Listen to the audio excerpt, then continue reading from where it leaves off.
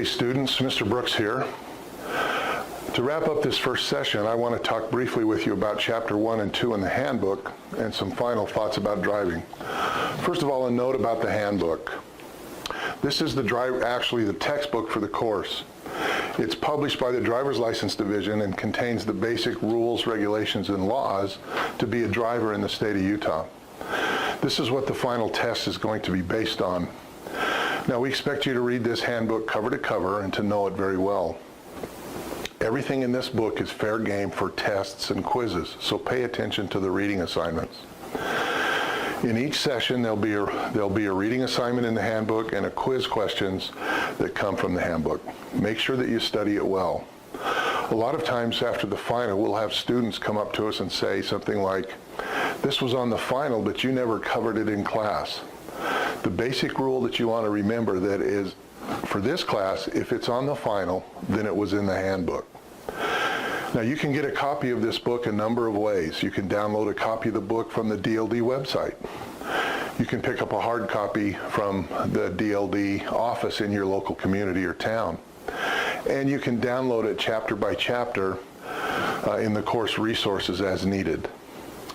Now, to be successful, it's really important that you read it cover to cover and then study the important sections many, many times or multiple times in preparation for the test. Now, let's talk about the key points from chapters 1 and 2.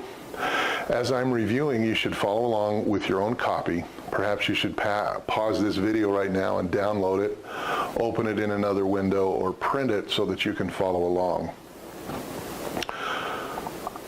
Okay, chapter 1 deals with regulations. Probably the key point is that every resident of Utah who drives a motor vehicle on the highways, which is defined as any public road, must have a valid Utah driver's license or learner permit. No one can be driving on the roads of Utah without some sort of license. Another main idea is that you can only have one license in your possession at a time. So if you were to have a license from another state, you would have to surrender it. It's not legal to have multiple licenses. The next important idea is that there is something called the Driver's License Compact. This is an agreement between 45 of the 50 states, and it provides guidelines for greater cooperation among the member states in driver license matters. What this means is that these states exchange driver records and they forward convictions for traffic offenses to the driver's home state. All of the western states are members, so if you drive anywhere west of the Mississippi, you're driving in a state that's part of the Driver's License Compact. This also means that the member states forward notices from their courts that an out-of-state driver has failed to comply with the terms of a traffic citation. So a ticket here is a ticket in the other states of the compact. There's just no getting away from it. Now, on page 1 of chapter 1, there's a list of restrictions for youthful drivers under 17 years of age, which probably would apply to you. There are two main points here. A person younger than 17 years of age may not operate a motor vehicle upon any highway between the hours of midnight and 5 a.m. This youthful driver may not operate the motor vehicle on any highway with any passenger who is not an immediate family member of the driver. These restrictions stay in place until 6 months from the date that the person's license was issued or the person reaches 18 years of age, at which time those restrictions go away. Now, there are some other exceptions that you should be aware of. I won't go over them now, but you can read them in the handbook yourself on page 1 and 2 of chapter 1.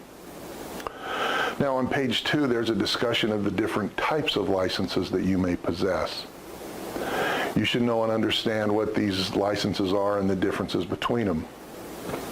There's a learner permit, which is what you've got right now. You have to have it in order to take the class. An operator license, that's what you're trying to get. There's something called a driving privilege card, which is a license for non-citizens of the United States of America.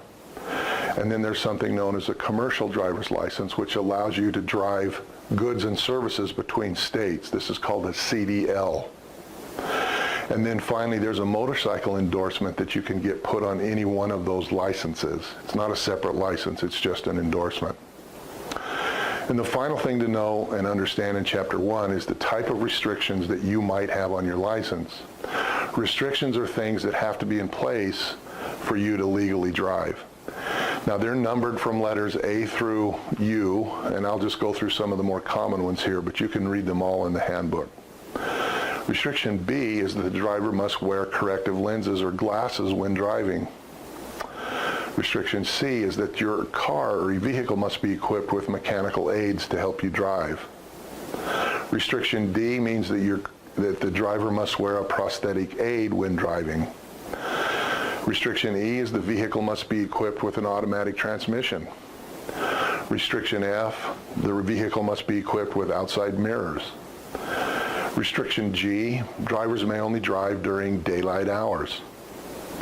J, these are special restrictions that may reflect the driver's special needs, such as they can only drive within their own community or neighborhood, and they can only drive for things like shopping or going to the doctor's office or church or something like that. This is generally for people that have gotten a reckless driving or a DUI offense. Restriction K is that the driver may operate a commercial motor vehicle in interstate commerce. And restriction U is that the driver may only ride a three-wheeled vehicle.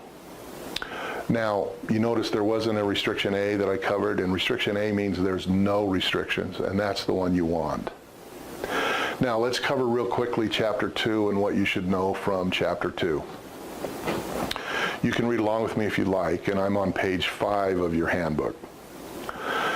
Basically, this section outlines what you need to do in order to get your driving certificate or driver's license. Remember, the driver privilege card is for non-citizens, but it's similar. First of all, you have to satisfactorily complete driver training and completion of the other driving requirements that are listed below in the handbook. Or you have to have a clear license from another state or country. Secondly, you have to assume financial responsibility and liability for your driving. I'll talk more about what that means in a minute. Thirdly, you have to furnish proof of identity and your proof of where your residence is in the United States of America. You have to furnish 2 forms of evidence of your presence in the United States, which means you are a citizen, essentially.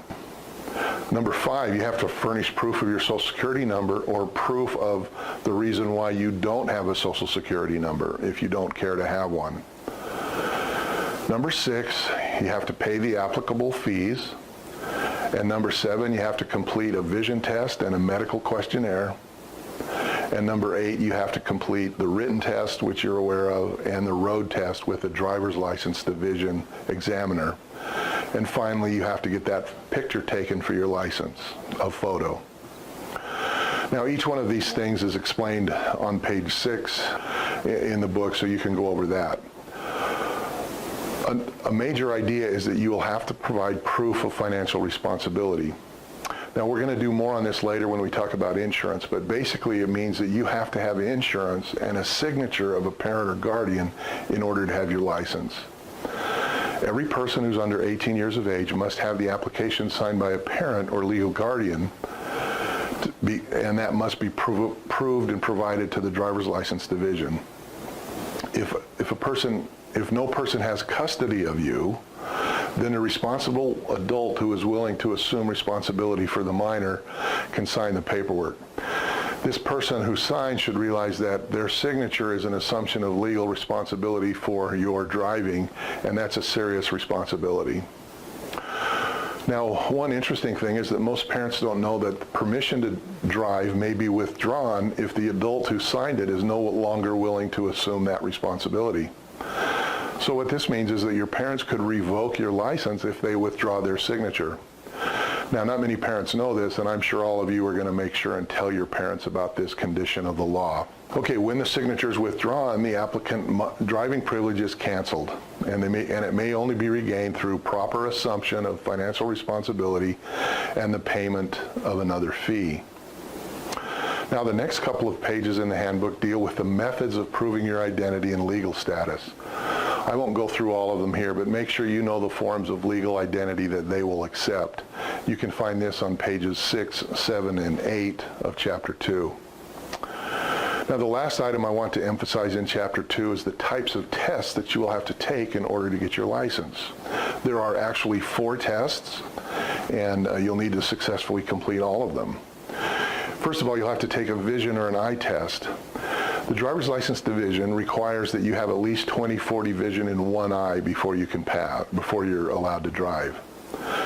You'll have to take a written test with a number of questions based upon information in the handbook.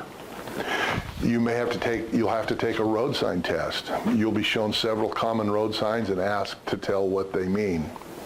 And finally, you'll have to take a driving test, a road test, with the driver's license division examiner in order to pass.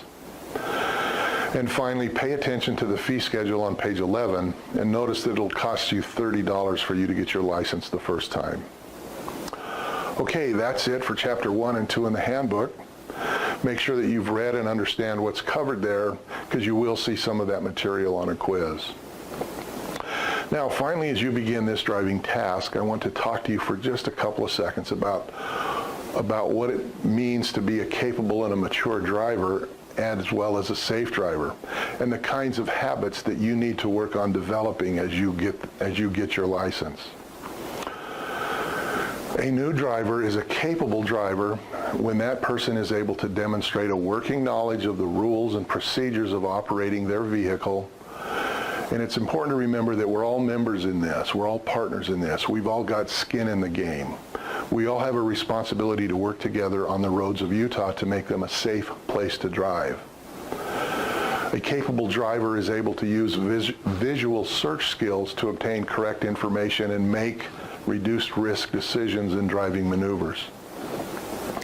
A capable driver is able to demonstrate the ability to manage space around their vehicle by adjusting their speed and their position to avoid conflicts and reduce the risk.